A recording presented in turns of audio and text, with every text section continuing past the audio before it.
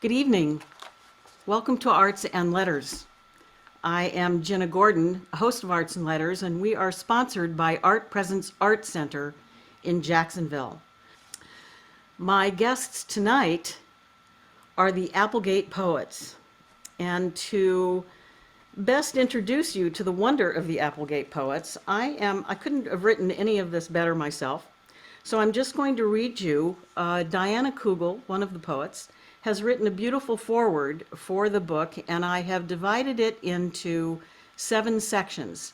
I will read a section before each poet, and I will also read each poet's statement that begins at their section of the book. Diana Kugel happens to be first. She couldn't be with us tonight. She is on her way to her own adventure. And so she is with us by video, and I will show that to you in just a moment. But first, this first part of the foreword to Penned Up, Writing Out the Pandemic, which I think is one of the best titles of a book ever in the history of book titles. March 2020, a pestilence is on the land. Southern Oregon, like the rest of the country, is shut down. Restaurants and cafes have closed. The Oregon Shakespeare Festival in Ashland has closed. The Brit Festival, our summer concert series in nearby Jacksonville, has closed. Businesses have closed. Homes are suddenly too small for both Zoom meetings and online school classes. Bread making becomes a new hobby. The Applegate poets are hunkered down. We no longer meet monthly to read and discuss our poems as we have done since 2015, when Joan Peterson, at the suggestion of Lawson Inada, Oregon Poet Laureate 2016, brought our group together. Without the stimulation of monthly meetings, my poetry was sagging. Maybe that was true of other Applegate poets too. Were Joan, Lisa, Beata, Niedegan, Kristen, and the others in our group still writing? I didn't know. That flow of exchange had been dammed by the pestilence. Lisa Baldwin breached the dam. She sent us an email at the end of March suggesting we write a poem a day in April in recognition of National Poetry Month. She would send us daily prompts by email, and we would email our responses, reply all, each day. 5 of us, plus Lisa, enthusiastically accepted the challenge. Here was a way to be productive while life was on hold. Penned up in our homes, we would take up our pens and write poems. The creative flow was exciting, a stimulus in dull days, a way to answer and address the sadness in the world around us.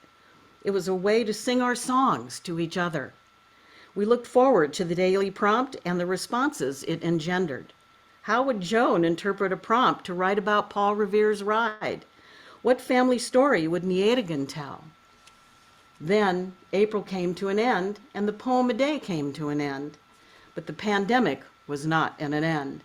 Still ensconced in our homes, we missed our daily exchange of poetry and the intimacy we had experienced through that sharing. We wanted to continue, but maybe not at that pace. Not a poem a day, maybe. But Niedegan suggested a poem a week with a different person each week giving the prompt. And so, week by week, the prompts came in. Some challenged us to write in a form, a sonnet, a golden shovel, a ciseaux, a pantoum. Some suggested a topic, a journey, a dream, role models, a hike. Some were specific, write in response to Annie Dillard's essay, Living Like Weasels. Write a poem to put in a bottle and cast on the sea.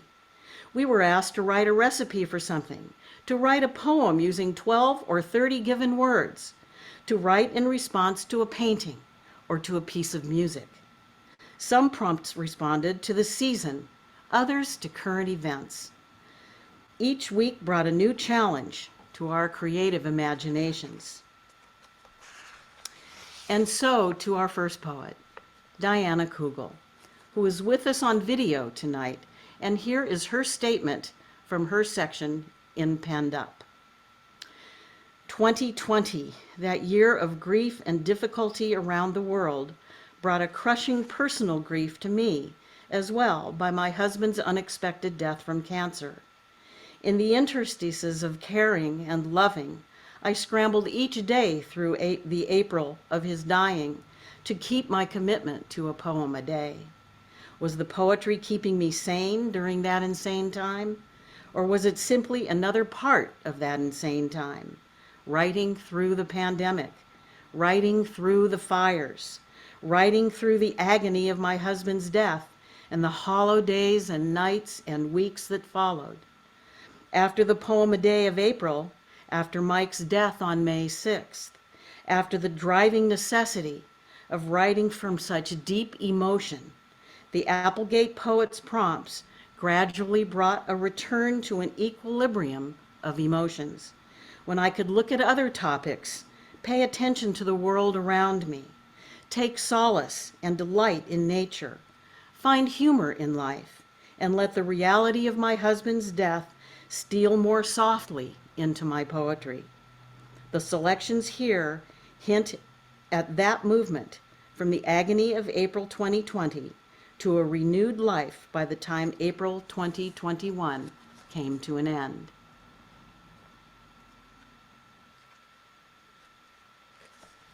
So the first poem that I will read is to T.S. Eliot on the first day of April 2020. And I read this because I think it's good for us to remember April 2020. And this poem includes some quotes from Eliot's poem, The Journey of the Magi. And you'll be able to know when I quote from that poem because those quotes are in italics on the poem that you can see on the screen. So this is to T.S. Eliot on the first day of April 2020. You're darn tootin', Mr. Eliot, that April is the cruelest month. This year, certainly, when fear is in every handful of dust, and we latch onto the word of every Madame Sosistris, whose clairvoyance shows crowds of people walking round in a ring, eating in restaurants, enjoying theater, playing music in the same room where we can hear each other without headphones, pleasures we miss this April. When we say, washing our hands, donning our masks, waving to each other from a 6-foot distance. One must be so careful these days when the unreal city is every city with its ghost streets and its silences, which in those unreal cities in Europe are broken every Wednesday night with applause from balconies for nurses and doctors, for grocery store clerks, postal carriers, and gas station attendants. None of us had thought death would undo so many. Our nerves are bad at night, frazzled from hours in front of the computer, reading books online, playing games, efforts to keep the kids occupied. Our bodies ache for a walk in the parks that are closed. The rubber band of our psyches stretches thin as April stretches before us, cruel in its unwillingness to promise a date when we can leave behind the withered stumps of time told upon the walls of our homes in which we shelter, longing to know when we can emerge with the lilacs out of the dead land and regain spring in our step. Hurry up, please, it's time. Hurry up, please, it's time. The next poem I'll read is called If for a Moment I Could Become, and this is a poem for John Muir. If for a moment I could become the root that loves the rain, maybe I would water my garden more carefully.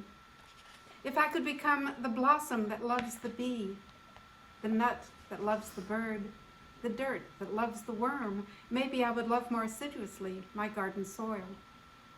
If I could become the air that sings to the hummingbird's wing and swings the spider's thread like a hammock, I know I would try harder at my pranayama. If I could become the rainbow that arcs like a mother's arm when the sun drops a kiss on the rain's new face, I would more often drop colors on the black days of others. If for a moment I could become the wave that carries the whale's song, the silence that crackles when the frost goes hard, the dark that lights the Milky Way's path, maybe then I would know at last that I am not picked out by myself, but am hitched by deep nerve patterns to everything else in the universe. And finally, I'll read the poem called Ode to a Winter Landscape. And if you are familiar with Gerard Manley Hopkins' poems, you might recognize allusions to 6 different Hopkins poems in this poem. And this is because I love winter, that's why I wrote this poem, and I also love Hopkins. This is Ode to a Winter Landscape. Nothing is so beautiful as a winter landscape when firefolks of frost in the frozen fields wink rainbows at the morning sun, when the unity of white undoes dappled things, when the squeak of skis on snow sneaks into the unity of silence in the snow-muffled forest, when the air is so cold it hurts your teeth to smile, but you can't stop smiling because nothing is so beautiful as snow-laden fir boughs against the cobalt sky, the descending blue rushing towards whipped cream peaks. Nothing is so beautiful as the kiss of snowflakes, whisper soft from steel-gray clouds. Nothing more magical than the inaudible fall of snow outside the window, descending like down from overstuffed clouds, as the fire in the stove at your back shines like ship foil. Nothing is so beautiful as winter stars splintering in the cold air of a landscape which, winter scene, sweet, especial winter scene, is charged with grandeur and gathers to a greatness of insuperable cold, unsurpassable silence, unconditional beauty. Thank you. Thank you to Diana. Late summer brought more challenges of a different kind. As if the pandemic weren't enough, wildfires swept through our communities and mountain forests. The Alameda fire destroyed many homes and communities close to the Applegate, and fires deeper in the mountains threatened some of our homes. Smoke descended over the valley, shutting us all indoors even more tightly than the pandemic had done, and casting a pall over already burdened spirits. Add to those 2 traumas the tension of the 2020 presidential election, and you have a perfect storm of anxiety, despair, and despondency. But as the days and months of the Annus Horribilis wore on, the Applegate poets continued to find in our shared poetry both solace and inspiration, voiced from time to time in an email. Lisa, this poetry potlatch we have going is the most nourishing, soul-sustaining gathering I can imagine in this lockdown, isolating world we are in. Niedigan, in this time of such upheaval, fear, and sorrow, I am so, so grateful that I have you all as a circle of friends. Your beautiful words uplift and inspire. Beata, I draw hope from all our poems. They help me cope. Joan, thank you everyone for your extremely inspiring poems. Kristen, this was a really difficult week for me, and your poems did so much to rebalance me. On the eve of the new year, as we looked into the future, we could see brightness ahead. Communities were rebuilding after the fires. The COVID vaccine was on its way. It wouldn't be long, we thought, before we could meet in person, masked, outdoors, socially distanced. Finally, in March 2021, we met at a winery on the Applegate River to enjoy a glass of wine and share our poems on the shores of the river. A new member, Seth, was with us. And now to Lisa. Poet's statement. 14 months of isolation necessitated by the COVID-19 pandemic might have killed me as a poet, were it not for the salvation found in our online group. In my view, the work of a poet is to recognize poetry in the physical, living world and translate that experience into a common language. A poem conveys understanding more than knowledge, perspective more than depiction, and it seems to me that such work is impossible in isolation. Impossible to know the common language of my solitary experience without some communion with others. Understanding and perspective are easily twisted and refracted in the echo chamber created by months of imposed isolation. In selecting the poems to include in this anthology, I was struck by how often I had written about time, the passage of time, both swift and slow, the impact of time on hope and patience and despair, the presence of time, at once overbearing and obscure. Each of the 10 poems presented here touches on some aspect of time, whether directly or indirectly. Time is the thread holding this section together. Thank you, Jenna, and thanks to everyone for joining us.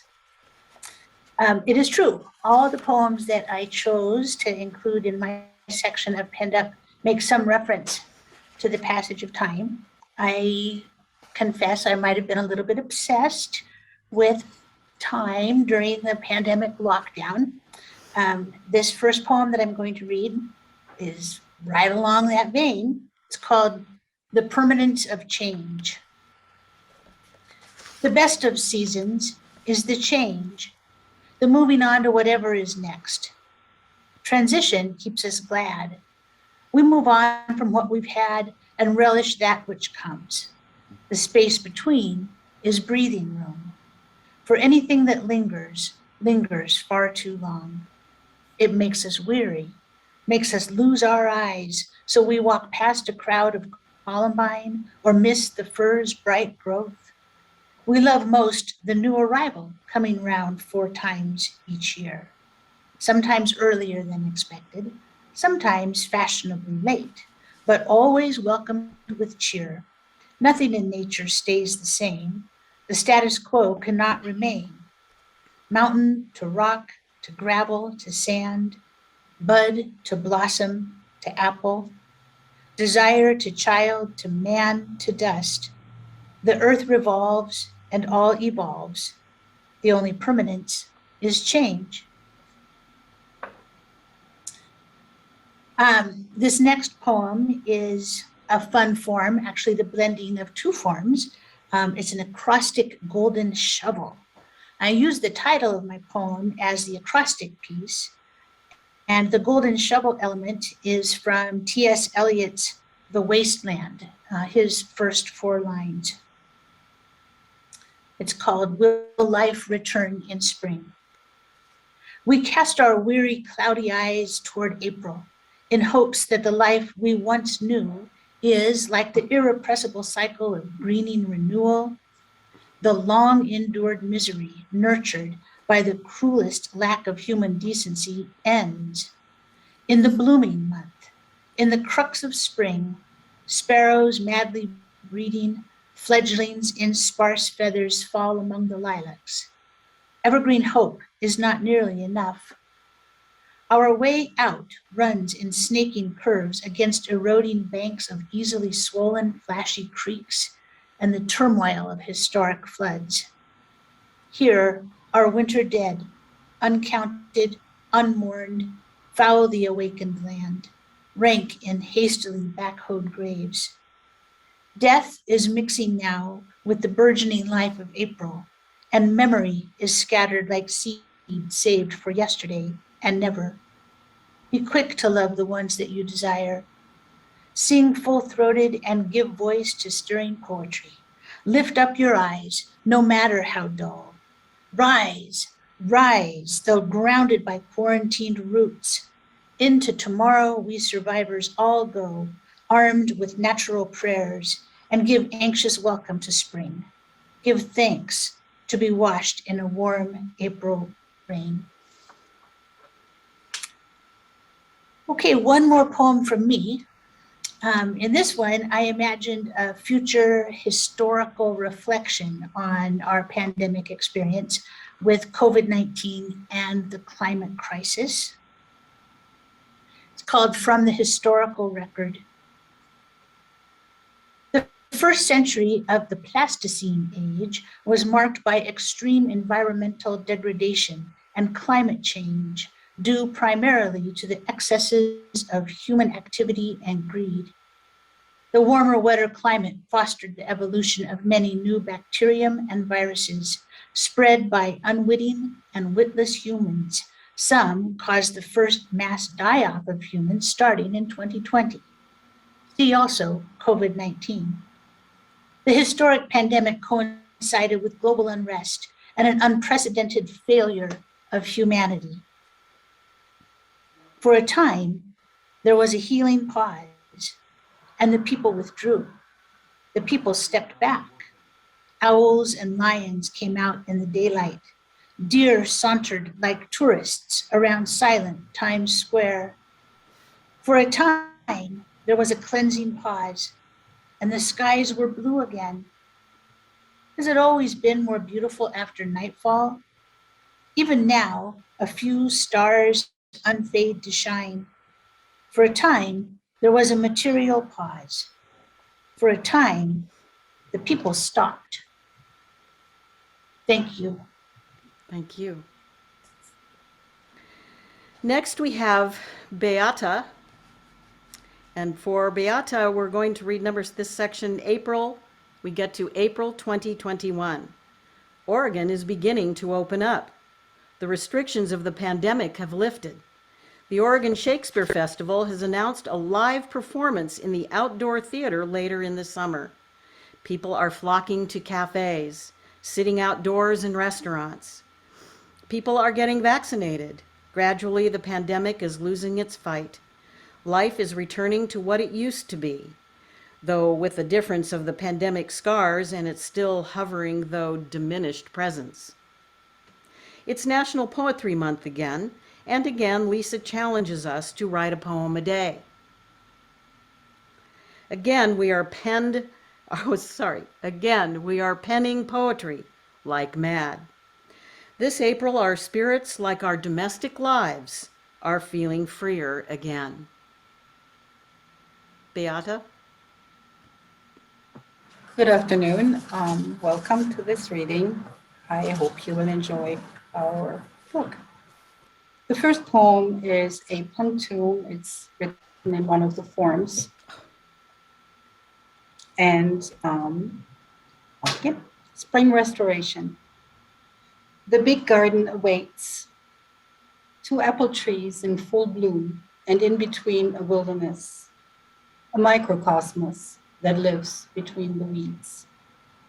2 apple trees in full soft pink bloom that were pruned not too long ago. A wild microcosmos covered by weeds will disappear when the soil is tilled. The strong branches will bear fruit while ants, snails, beetles, spiders will disappear when the beds are tilled, for the fallow soil is ready now. Ants, snails, beetles, spiders. There's a wilderness in between seasons. The fallow soil is ready now, and the big garden awaits.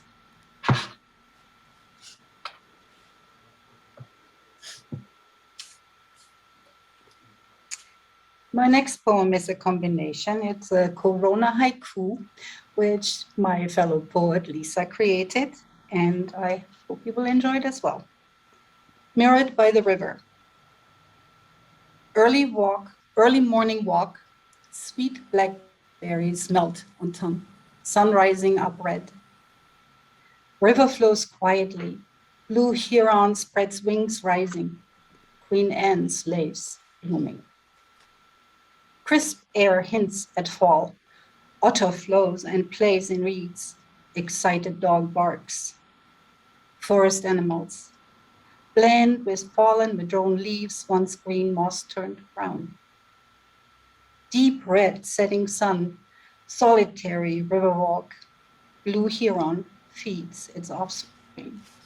Mountains mirrored by the river at night, in meteor showers shimmering light. During this early pandemic, we had to deal with a lot of fires, and unfortunately, a lot of our friends lost homes, and it was very scary. This one is about fires.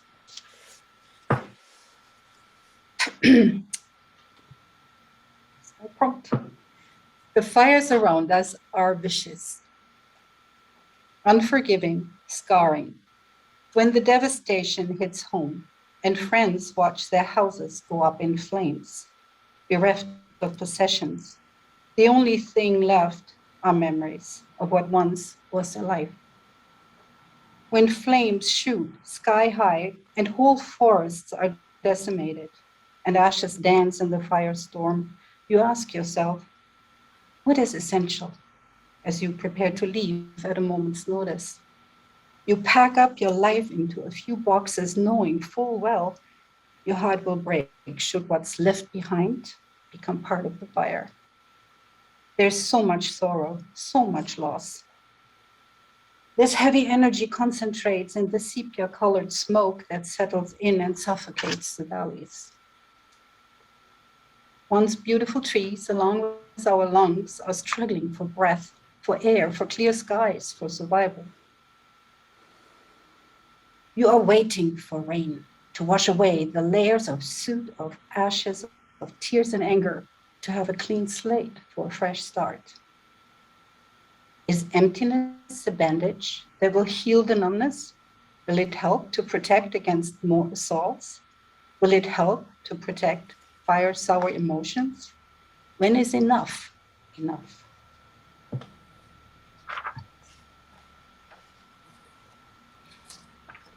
Thank you.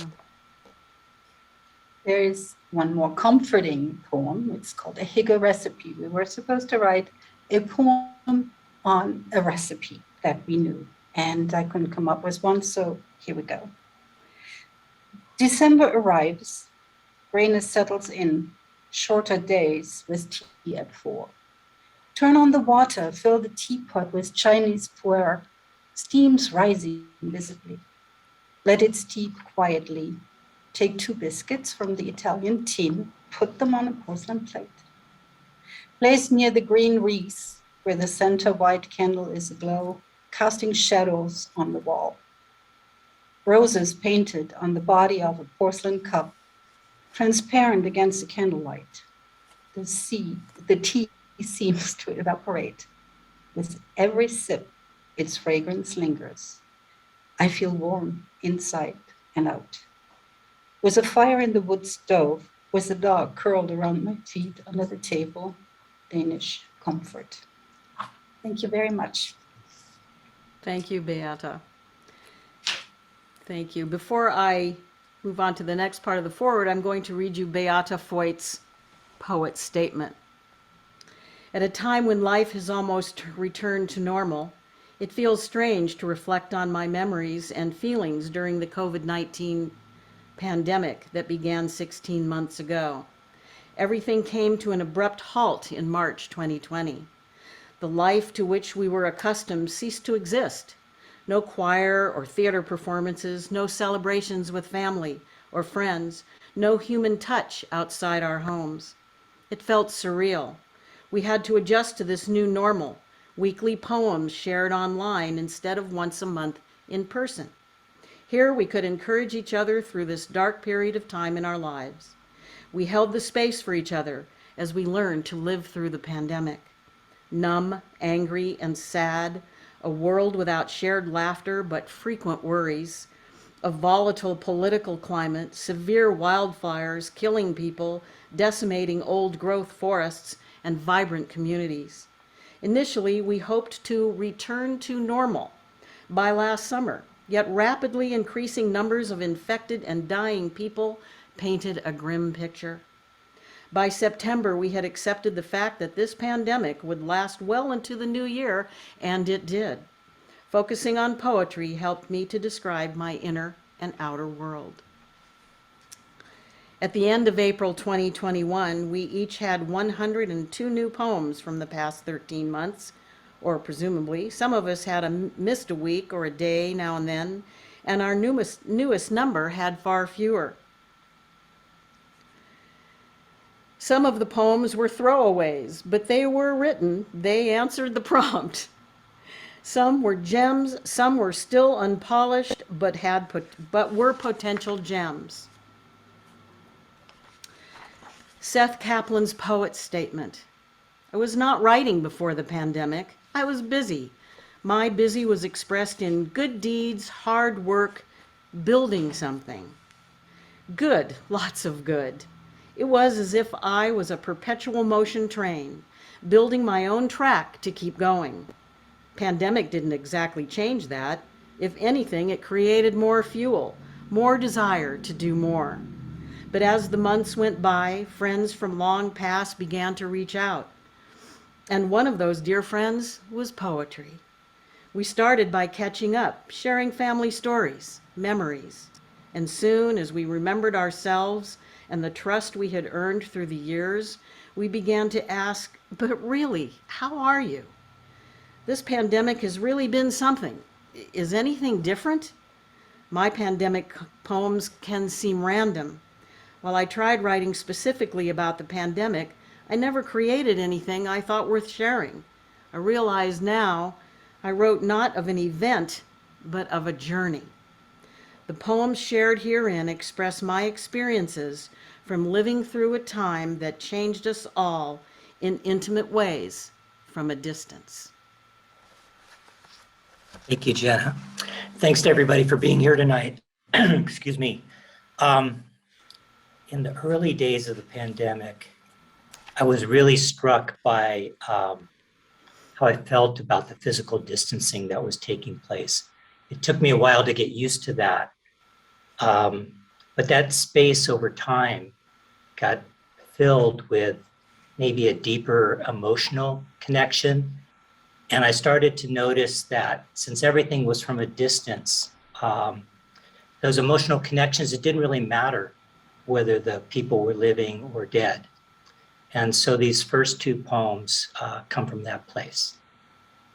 The first one is called Memories of Good Times to Come. We would be friends, you and I, if not for the convenience of death. But what is death, if not the giving of oneself to something new, as in life unto death?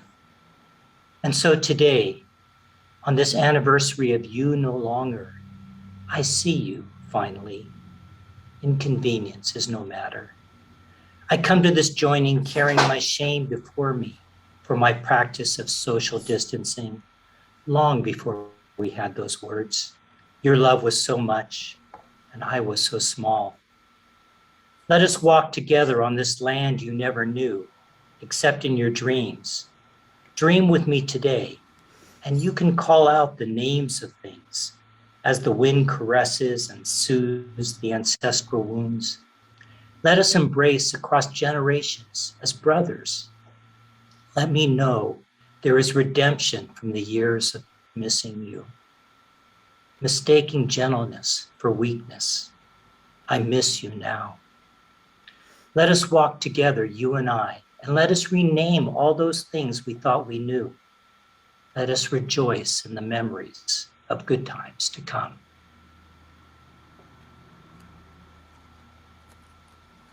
The next poem is called Naming Stars. I do not know the names of the stars. I struggle with names generally. And naming stars can seem like naming grains of sand or snowflakes or heartbeats. But that is not it. I look to the stars and see mystery, and I do not seek a name. I did name a star once. My grandma Anna saw wonder in everything. A peasant daughter among siblings too many to track.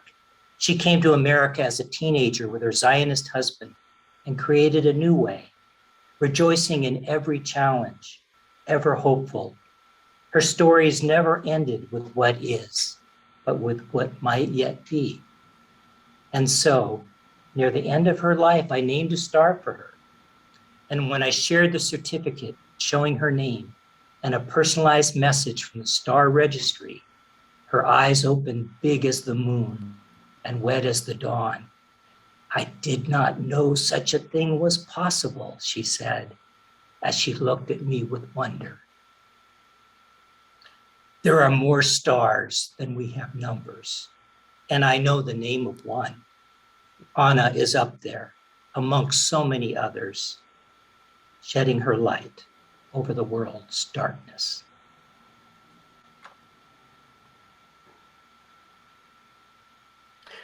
This last poem comes from really over the last couple of years. I've been so struck with this combination of people feeling so strident and uncertain at the same time, that this combination can exist. And maybe this poem is about that. It's called There Is a Gate. There is a gate. The gate locks shut. The gate swings freely both ways. It is a gate, and it offers no clue to the shape of your soul. It is only you and only yours to decide if this gate is to guard or to step through. There is a gate. You stand on one side day after day and wonder, which side of the gate is this? Is it the side of the oppressed or the oppressor? Are you defending this gate or trying to break through? Should you open this gate graciously or hold it fast with the last breath of your life? There is a gate, and just now you hear voices, disembodied shouts and whispers, pleas to save the gate, to give your life to the gate. And there is silence, space, where you question the very existence of this gate. There is a gate, and there is a gate. Thank you. Thank you, Seth. By this time, the Applegate poets had been sharing their poems with each other for 6 years. In years past, we had had Valentine's Day readings at the Applegate Library, Christmas season readings at Pacifica Gardens. As poets, each of us had matured and deepened. In April of 2021, Niedecken broached the idea that we create a book of poems by these 6 Applegate poets who had shared their poems with each other during the 13 months of the pandemic, plus Seth, who had joined us toward the end of that time. Lisa took over leadership of the project, offering publication through her company, Native Run Press. Thus, the book in your hands.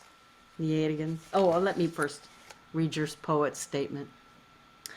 Why write when the sky is falling?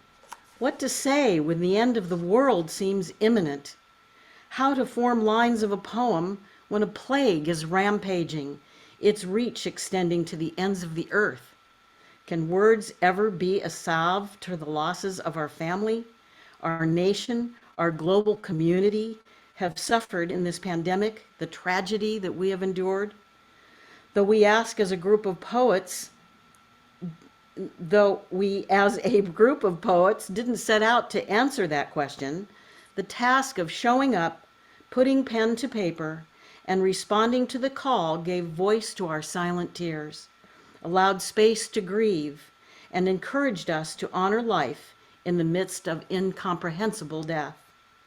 The following poems reveal the different moods the group's prompts elicited in me. From rage to rejoicing, from reflecting on the past to imagining the face of the future, from fighting despair to seeking beauty in the heart of a flower. In order to write poetry in this unprecedented time, I had to be still and notice, to be present to what was right in front of me, to understand that the only moment is now. My hope is that these poems will offer others a similar solace. Niedecken. Thank you so much, Jenna. And thank you for everyone for being here. It's a true honor to be speaking to you and to be sharing our poems. And it is a very deep honor to be part of the Applegate Poets. I felt that from the beginning and I still do. So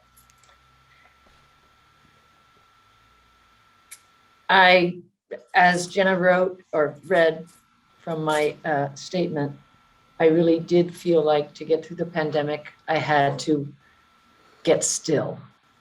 And this first poem speaks to that. Walking the talk. Sometimes I want to do less and be more. I worry too much, too often. I fail to practice what I know, the answer to all dilemma. Breath in, breath out. A pandemic has struck, global in scope. The worst feared has become true. Nothing will be as before. But what hasn't changed? I am still here with these thoughts that only I can silence. Breath in, breath out.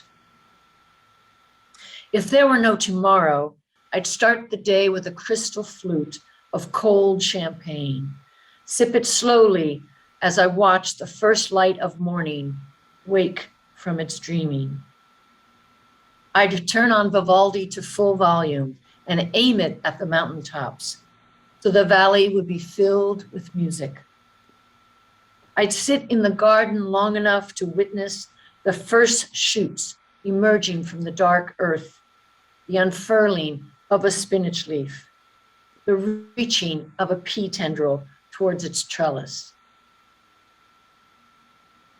My wild, wry, wicked friend, Liza, died last week. I sat at her feet, anticipating her last breath. Time ticked by on the bedside clock, but in that room, as she labored to be released, there was only breath in, breath out, until there wasn't. Can I permit myself to just sit for as long as necessary till I become only breath in, breath out, and the illusion of a finite life merges with the reality of the infinite?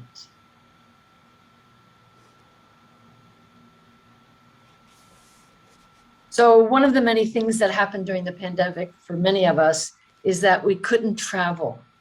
We couldn't travel to the nearest city, much less somewhere much further. And so I think one of the prompts was write about a favorite place. So this is called Madrid. Color her warm, chestnut brown, the red of a Rioja spilling into my glass, smooth on my tongue. Color her salted, black, green, the olives of her southern climes, pungent flesh giving way to juicy pleasure. Color her soft, golden dusk edging the tree-lined courtyard. A bookseller talks of Lorca. I come away with leather-bound wonders.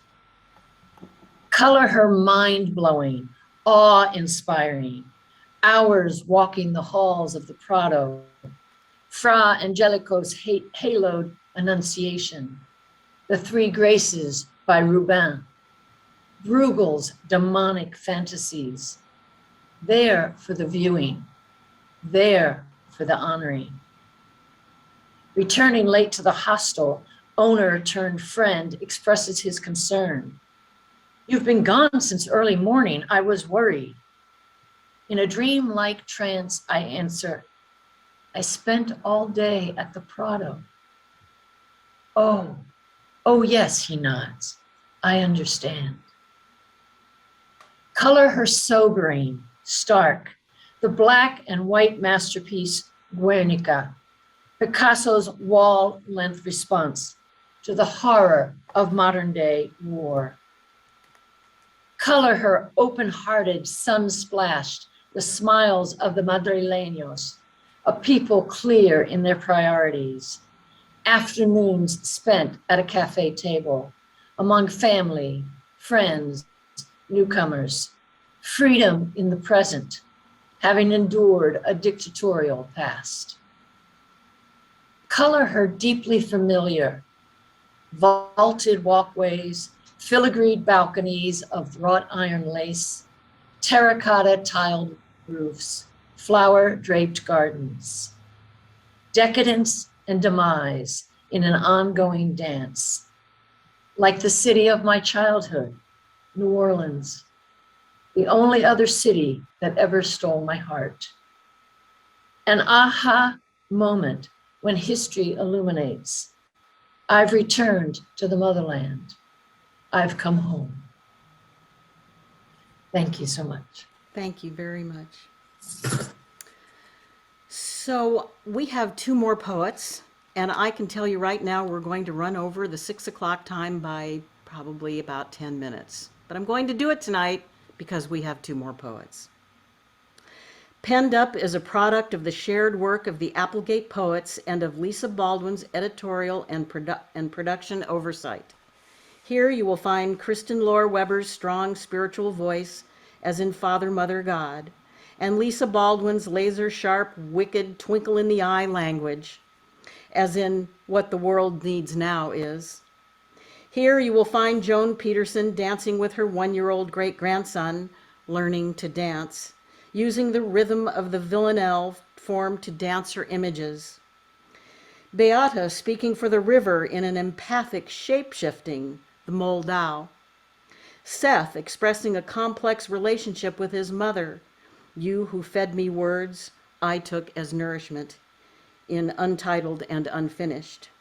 Here you will find Niedeken's fierce strength in seeing the political as personal, I am enraged, and my own poetry, about which another poet said, it can be quirky and irreverent, but lurking and leaking out of the lines is profound, in a profound sense of awe and respect. This is Joan Peterson's poet's statement. I moved through the pandemic with relative ease. My great-grandson was born on February 2020, and since his family and I share a household, I had plenty to keep me occupied during the year of isolation. However, I missed the contact with my poet friends and my singing friends. The month of April was Poetry Month, so some of us began the challenge of writing a poem a day and sending it out to others who are also writing daily poems. After taking a month off, we realized that the poetry exchange was an important part of having contact with friends. So we began a poem a week, exchanging prompts with suggestions of what to write. This went on throughout the year of 2020 and into 2021. It was a wonderful way of keeping in contact with my poet friends and getting to know each other in an even more intimate way. It also kept us writing, which was a perfect source of motivation. I am thankful for our poetry group and thankful that we were able to keep our poems growing through the year of isolation. Welcome, Joan. Thank you, Jenna. And thank you for the audience who's out there. We're having such a great time sharing our poems with you. We're glad you all tuned in.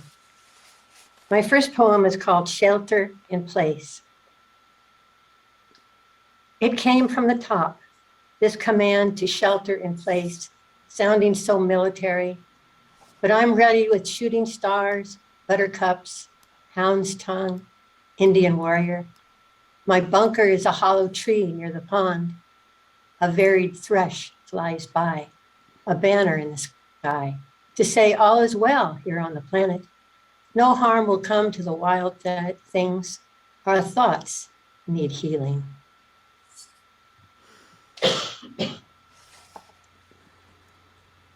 That was my first attempt at writing through the pandemic because it was a little bit dark at that point, and we were trying to kind of see our way through it. The next poem I'm going to read has a little more hope. We're looking for the future. So we're throwing a message into the ocean, a message in a bottle. And that's going to bring us some good news, we hope. Message in a bottle. You don't know me, and I don't know you, but we are both living on this great round ball called Earth. The year is 2020, the year of fear. We all wear masks over our faces to protect ourselves and those near us.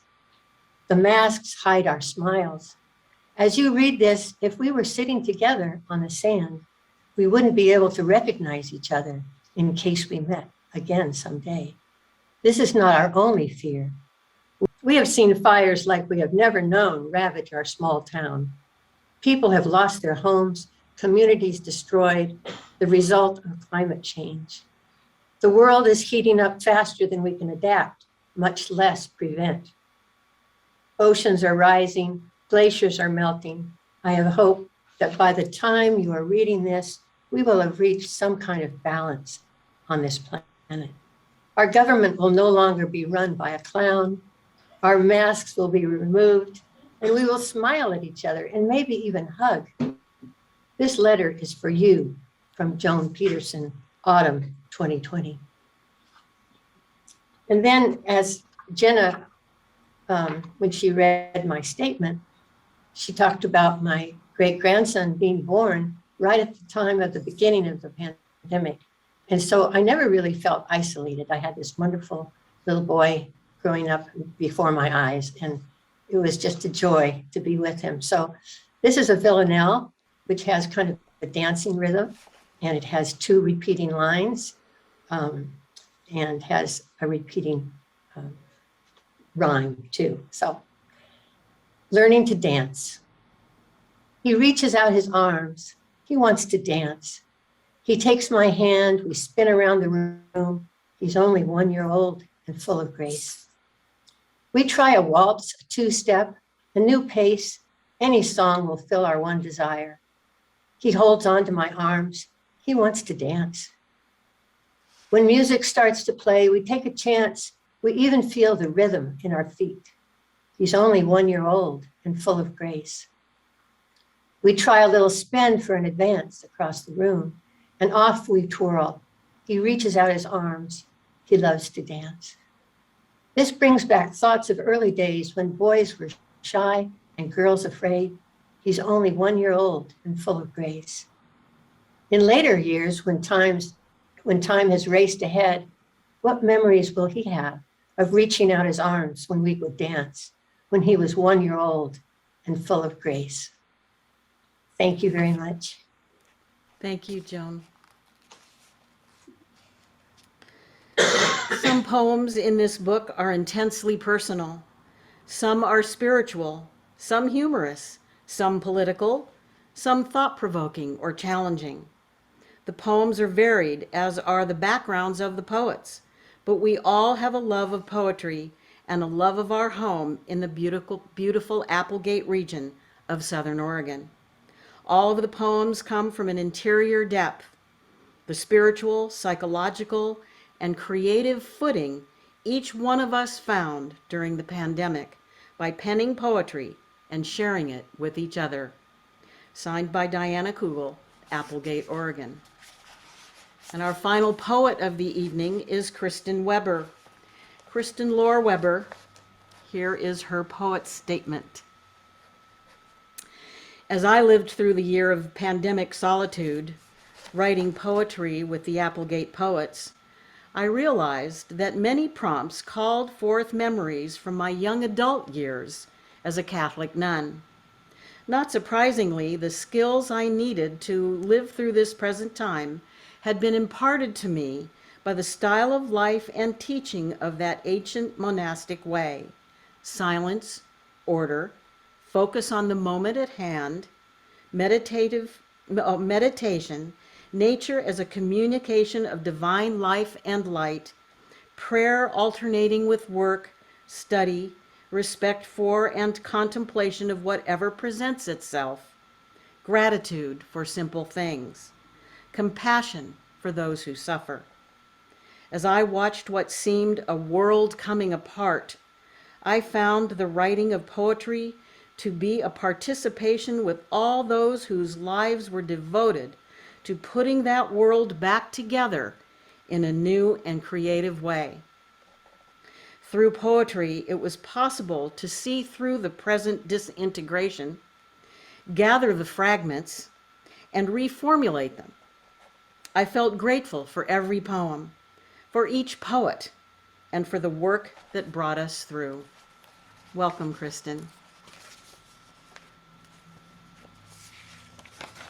One day during the early years of the first year, of the pandemic. I was sitting in my backyard, and the chimes, the wind chimes were blowing, and all of a sudden I felt like I was three places at once. I was there in the backyard with the wind chimes, and I was on a rock above the ocean off of the Dingle Peninsula in Ireland at Slayhead. And I was also in the backyard of the convent where I spent I spent 14 years. This poem is in answer to the prompt for silence.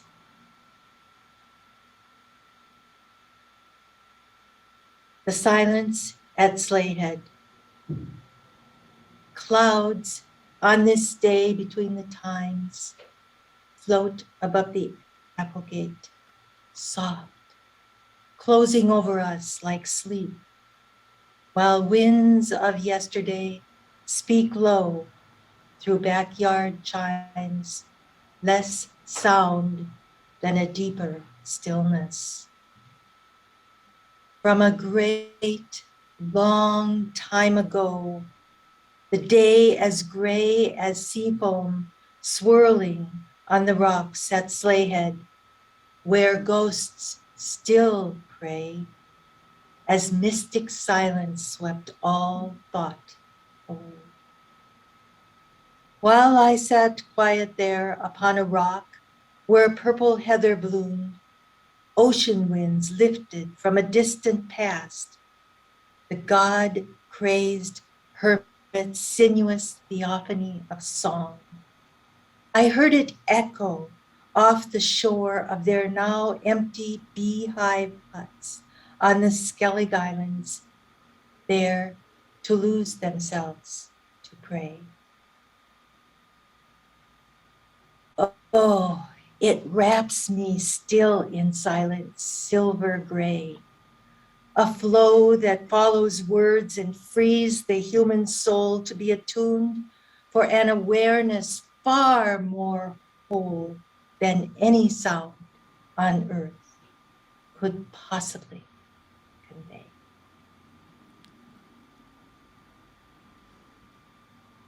The next poem is called Home, and it seems like a place that I've been searching for all my life. And one day I was nervous. I was in California at the time, and I was nervous that when I tried to go home from my friend's house, which was like 2 suburbs away, I wouldn't find my way. I would get lost. And my friend said to me, "No," she said, "you can never get lost because your home is you." That came back to me during the pandemic. 6 degrees from home, she wandered, at least that, not counting dreams, in her search for the very thing she wandered from, where she might fit each floor plan, making proper use of every room. In dreams, the dwelling places multiplied, surprising her with spaces she discovered on the other side of tunnels made of stone that opened out into a great hotel, a boarding house, a place to stay a while, but not a home. As years, cities, countrysides, and the eyes of strangers and of friends opened to receive her and whatever she could bring, as her heart also opened wider to her wondering, to her deepening, to her yearning for essential paradox in the vision she contained, each further step required her to drop some perfect memory of all she sought, an image she'd been treasuring. How then would she know it when she finally arrived? What if she'd let go of the unique, the necessary bit of its identity, the space in which she fit? She could no longer calculate the distance she had come, the loves holding, lifting, changing her, those she had lost. At evening, she rested on a great dark stone beside the road. She put down everything alone and filled with endless space, the name of which she could not place, although she knew the feel of it, the sense, almost the voice of something, now so near that distance was erased. There could be no other place than in herself to find that home, that grace to live, to be, to roam.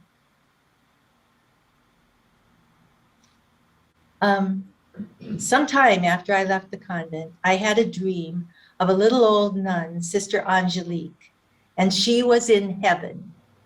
And heaven was this place of light and like a beautiful stage or a cathedral made of clouds. And Sister Angelique, who had died, I think at something like 86 or something like that, was dancing. The name of this poem, and by the prompt that Joan talked about, dance, this is the poem I wrote for that prompt. Tall, elegant, and old, you reached out your slender hand to choose me. Did I know you? A trace of others over lifetimes flashed across your face, in the angles of your stance, just so. How could I not know? You seemed to fold your body with familiar grace, like my mother's mother, when she turned in sunlight from her gardening to place her hand upon my arm, as you did in that empty space, that trance, a dream of music not yet played.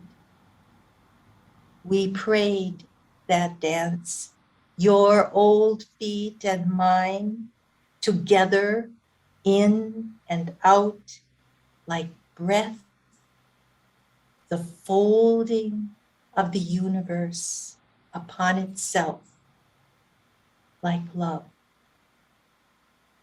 and death. Thank you, everyone, for being here. Wow. We really appreciate it. I hope you loved everybody as much as I do. We loved it. Everybody gather together there so we can see you all together. Since you couldn't be together at the time you were writing, now you're all together. Beata, come in front of me. Right. There you go. All right, now we get Joan. There And we Lisa. go. And There we are. Lisa, There we there. go. Thank you all so much for coming. The beautiful chat in the window says, loved it, exquisite poetry, and thank you all. It was wonderful. So you have some appreciative audience out there. Thank you all so much for coming. Everybody out Thank there you. and all of Thank our you, poets. everyone. Thank you. Good night. See you next Good time. night.